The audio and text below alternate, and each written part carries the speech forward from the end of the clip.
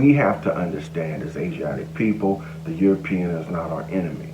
What the European has to understand is the Asiatic is not your enemy. We are being pit against one another, while the creator of the dynamic sits back and is able to reap the benefit right. from our right. Not being able to interact. If you know anything about these people that we're speaking about, they fund both sides of wars. You know what I mean? So, you know, the supposed pro-black movements that you see that you think are grassroots movements, right. they're really not, you right. know, and they're being funded by certain people. None of the things that are taking place are randomly just happening. Everything that's taking place is by design. And so once we realize that this person hating this person, these people throwing rocks at these people, this is what happens according to, like you said, a certain dialectic. Right? I don't want to keep saying that word, but this is something that you know that they use to keep different groups of people, you know, going at each other. So we're in a place in time where religion was used at one point in time to divide the people. Politics definitely are very, very divisive. And then what else? Race relations. We can divide the people up into these groups, and we make all these groups fight each other, and then we sit back and can remain in control. Right. The only way that the numerical minority can control the numerical majority is only if the numerical majority are constantly bickering. So yeah, as long as they can keep two groups going at each other, sure. you know, they can keep the game going. Right. You know what I mean? Like if Nelson Nell is a master chess player and I just started playing chess, you know, and you know, unless I beat him at a chess game, I'm not going to be able to, you know, be able to eat for the day or whatever the case may be. Now, if I don't agree to that game, then the deal is not in play. You know what I mean? As long as you agree to play the game, then everything on the table is in play. It's fair play. It's fair. Right. So, well, you know, that brings me to that thought, like we were discussing offline, about the opposite of love. You know, a lot of people would automatically assume or say that the opposite of love is hate, right? And we were talking about the opposite being basically just indifference or just not giving any energy, right? Because, you know, the opposite of love, love and hate is basically the same thing, just like hot and cold water. Right. They just have two different purposes. It's all water. Right? They have two different purposes. So it's a reason for hot water and it's a reason for cold water, just like love and hate. But at the same time, the opposite of love is not hate. The opposite of love is indifference. Is indifference, right? Totally tune out. Right, because if you hate somebody, you're still giving them energy. You have to notice them. You still notice them. You still keep them alive. Like I said in my book, that which you do not give energy to does not exist. This is how people that have big money can sit up comfortably in their mansions or wherever they're at and just kind of, you know, be oblivious they don't even to know the things that are going on because they're not giving it energy. Yeah, they don't know. They're not thinking about news cycle. You know, you speak to a person that's really rich. You know, they might have been over in Spain somewhere. You know, over on an island, and they come back over here, and you tell them about what Kanye said and about what happened. Right. You know, they don't have a clue about what you're talking about. Exactly. So when you think about what is love. Love is the ultimate attention, right? You get every detail put together. You commit, you know, over commit to things because you love that person. So you go above and beyond. You know, like the song says, you'll climb the highest mountain, cross the widest sea, you know, for love. And so when you take that attention away, the thing that once troubled you does not exist anymore. When you really think about it, the ultimate form of punishment is isolation. Right? So all we have to do is not give energy to our problem. What do you mean by energy? I mean, how do you solve the problem if you don't pay any attention? the problem solves itself, right? So by you not giving it energy, it goes away. So right now, if you and I, which we're doing, you're conducting an interview of some sorts, if I just stop talking to you and just start staring at my phone and going through my news feed and just did not say nothing, eventually you would get up and walk away. True. You would stop talking to me. But you might talk bad about me for a while. Right. because I totally agree with that. But if you and I, some kind of way you got me to engage in a debate that I was passionate about, right? You know, maybe if we're arguing over LeBron James or Michael Jordan, and you just struck a nerve with me, we would probably sit here and hash it out and argue for about 2 or 3 hours. Right. You know what I mean? Because I'm emotionally invested, even though I don't agree with anything that he's saying.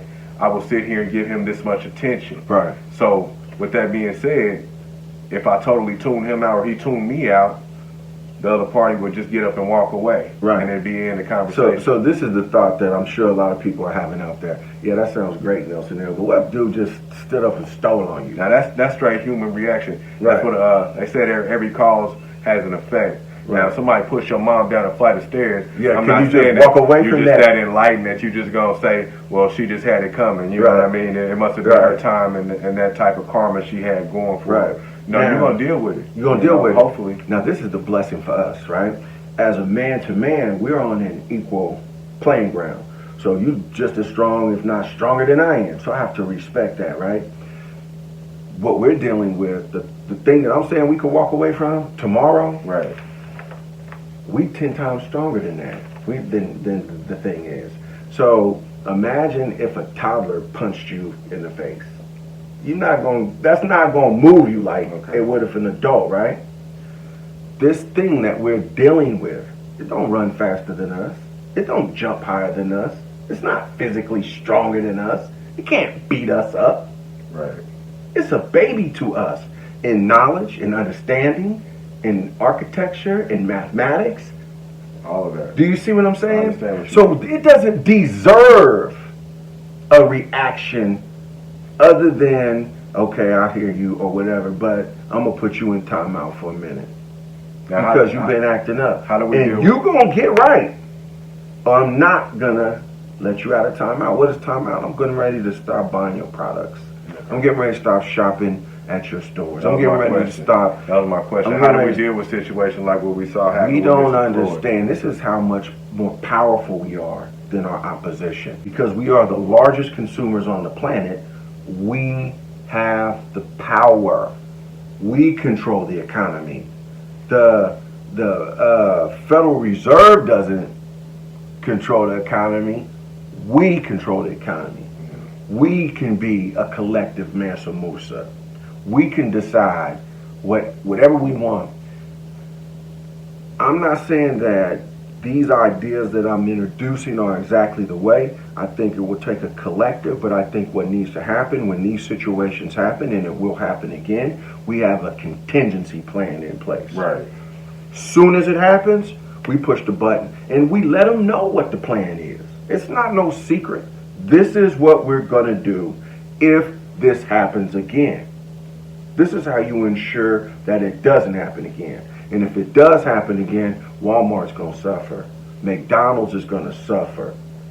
Or whoever or whatever that we spend a whole bunch of money on. Now that's a very important thing that I think will work. But what I think what would need to happen for that to work is you would have to have something written down just so municipalities all across the country know that if something like this happens again, this is the reaction, that we're going to stop patronizing, X business or whatever the case may be. The power lies with the people. The people have the power. So, I wouldn't be opposed to putting it out there, if I think there's enough people out there, Asiatics and non-Asiatics, because this is not a thing that only certain ethnicities or certain groups would do. This is just if your mindset is if you don't support the killing, right? Then because we're not drawing the line of division Right. And this is about unity. Right, This is about coming together. This is not about separating people. So the more they do this, the more we come together. Right. Those that think like we think. So like energy attracts like energy. Because somebody could look just like me, and we could be from the same neighborhood and grew up in the same place, know some of the same people, but we could not have the same ideology at all. We could be on two total opposite sides of the playing field when it comes to thought and how we raise a family.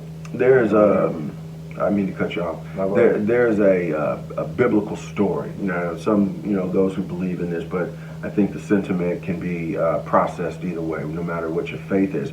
But there's a story about Jesus. I'm paraphrasing. He's in the temple.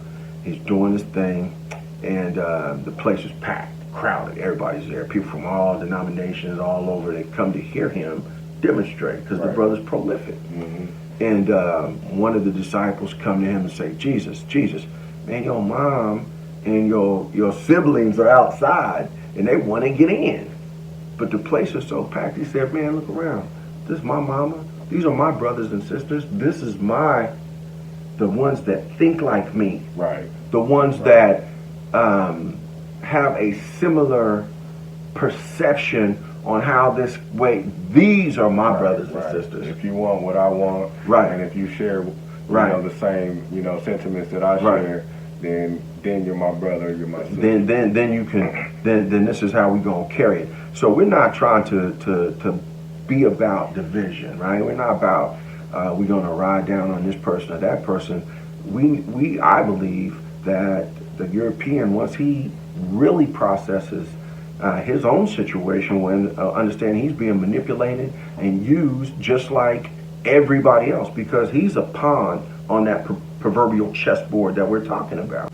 What keeps negative energy and low vibration is when people disagree, conflict, chaos. As long as we can keep that going, then that keeps the things in place that have been allowing the horrible treatment and conditions to exist. Right. Even if you want to we're just going to cut away, the hundreds of thousands of years, prior to the, say, transatlantic slave trade, right? The things that took place during the 1800s and in that time period, which was not that long ago, were only could take place because a certain mindset permeated the land, right? A certain perpetual mindset that one person is better than another person, or one person can own another person, or one person is this and one person is that. When they implemented that, and the European believed that, and whoever on this side believed that, it created a conflict that they could ride the wave of negative energy, right? And that's the way, if you will, if we're looking at the dark side, if we're talking about chess, you got the black piece and the white piece. If we're looking at this the dark side, they want this energy to continue. Right. When people don't have these lines, then naturally, we don't do these things. Because as long as it doesn't matter what the year is, it could be 2020 or it could be 1820, as long as the lines of division and the players are in play. They had basketball games back, in what, 1912. It didn't look like today's basketball, but it was still basketball. Right. The point of why I'm saying is, the things that happened in the past are still happening because you have the same players in play and the same mind state in play. So that's why you see the same things happening. So where you can say, well, why are people still marching like they did back in 1960 or 65 or whenever they was marching with Dr. King? Right. It's because you have the same mind state, you have the same players in play, and now you see the same things happening over and over. That's why they say history repeats itself, and that's not a positive thing all the time. You know what I'm saying? Well, unlike some, I'm excited about this era of time that we live in now. To some it's uncertain, to others it may be, something that they look at as negative, wishing we could go back to the way things are. But I look at it like this: the way that we was living and understanding and existing wasn't no good way of life then for us. Filling up the penitentiaries and prison systems, being at the top of the charts on all diseases. Right. I mean, right. the way that we were living, that wasn't no good way. It never really was a good old day. So this is an opportunity for I say reset, renaissance, rebirth, revival, resurrection, reparation. The word reparation basically means to fix something that was broken. Right? The root word is repair. Right, repair. Right? So there was something there if you're going to repair it. So we had something.